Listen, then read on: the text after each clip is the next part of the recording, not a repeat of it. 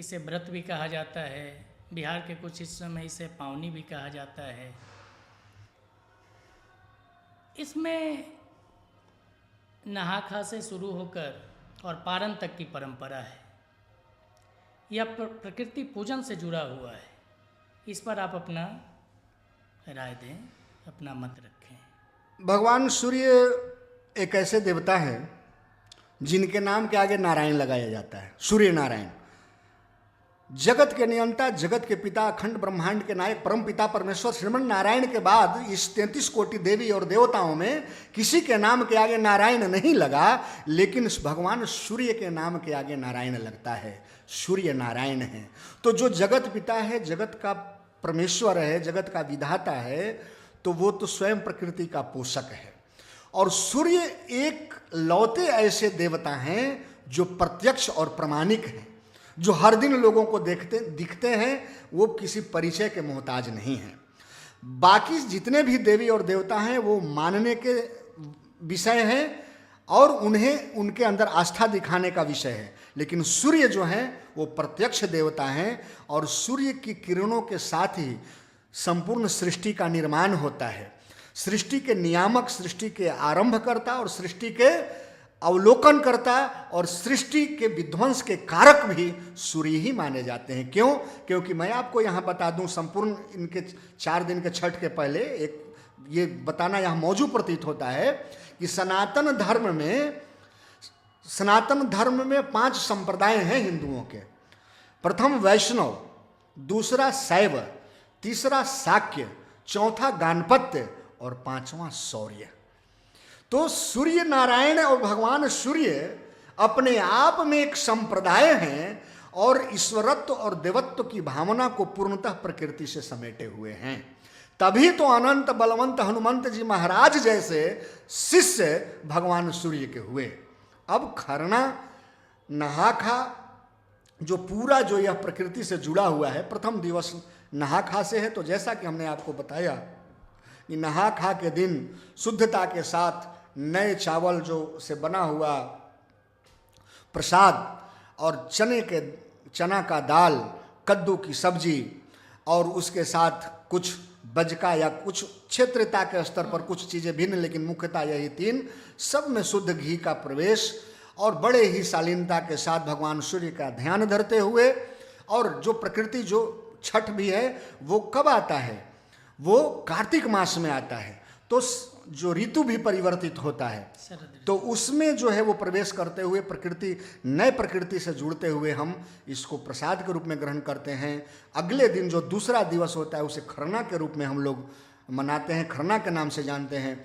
खरना के दिन सुबह से लेकर शाम तक जितने भी व्रतधारी माताएं बहनें हैं वो जो निर्जला व्रत धारण करते हैं, कोई जल नहीं लेते हैं, लेकिन संध्या के समय वो गेहूं का पूरे एकदम व्यवस्था के साथ गेहूं धोकर शुद्धता के साथ, पहले तो जांता हुआ करता था, इतनी शुद्धता थी, वैसे माताएं तैयार करती थी। लेकिन अब समय बदला, परिपाटी बदली, अब आटा चक्की में भी जाता है। जिसको कम करना होता है तो घर में अपना मिक्सी में भी कर लेता है। लेकिन फिर भी आटे चक्की का जो भी है वो छठ के दरमियान 3 दिन के लिए कहता है कि छठ का यहाँ पिसा रहा है। चूँकि इतना शुद्धता का पर्व भारत में कोई भी नहीं है, तो उतना शुद्धता से बना हुआ आटे का रोटी, गेहूं के आटे का रोटी और नया गन्ना के रस का तैयार गुड़, तो दूध, गुड़ और नए चावल का बना हुआ प्रसाद, रोटी और उसके साथ केला और कुछ मावा टाइप का भी कहीं किन किन हिस्सों में लोग करते हैं। तो इसकी सात्विकता देखिए कि पहला दिन जो है वो नमक के साथ मिलते हैं व्रती, दूसरा दिन शरीर को रिफाइन करते हुए जल भी नहीं लेते हैं, फिर मीठा से मिलते हैं मिष्ठान, उस दिन नमक ग्रहण नहीं करना है।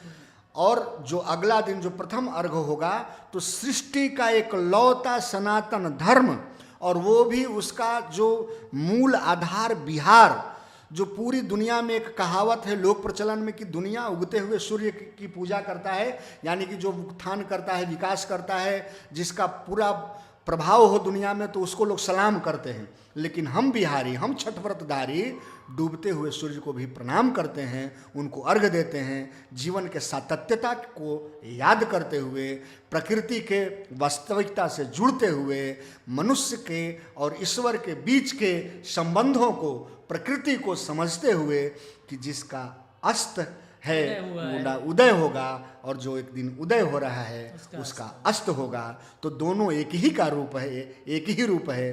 तो उसके एक रूप को हम स्वीकारें और दूसरे रूप को अस्वीकृत कर दें तो प्रकृति के साथ न्याय नहीं होगा। इसलिए प्रकृति से न्याय करते हुए जो है वो हम लोग अस्ताचलगामी सूर्य को अर्घ देते हैं। और अर्घ देने के लिए तीसरे दिन जो व्रतधारी हैं वो टिकरी, जो ठेकुआ जिसे बोलते हैं, वो मुख्य रूप से ठेकुआ, जो ठेकुआ प्रसाद के रूप में प्रचलित है, यही मूल प्रसाद है।